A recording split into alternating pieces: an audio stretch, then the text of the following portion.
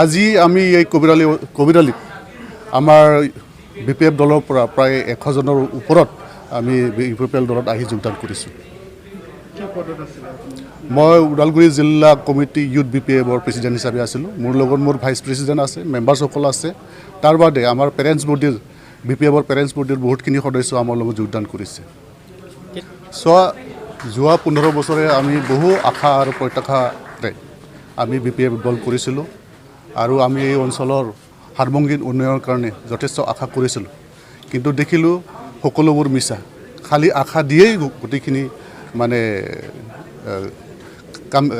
কাগজে কলমে একো নাই, মাত্ৰ আশা মাত্ৰ দিয়ে। তাৰ কাৰণে মই দল ত্যাগ কৰি পেলাই আজি UPPL দলত যোগদান কৰিছোঁ আৰু মই আশা কৰিছোঁ এই UPPL দলৰ দ্বাৰা আমাৰ যিখিনি পিছপৰা অঞ্চল, এই পিছপৰা অঞ্চলত আমি যথেষ্টখিনি উন্নয়ন আনিব পাৰিম।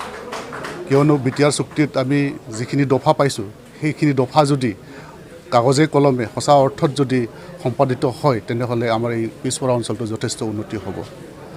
যোৱা 15 বছৰত BPFে কোনো ধৰণৰ উন্নয়নৰ কাম কৰিব পৰা নাই। যিখিনি কৰিছে আগৰ যিখিনি কাম সেইখিনিকে উন্নতিকৰণ কৰিছে, নতুনত্ব বুলি ক'বলৈ একো নাই। গতিকে আমি নতুনত্ব বিচাৰিছোঁ, তাৰ কাৰণে আমি UPPL দলত যোগদান কৰিছোঁ।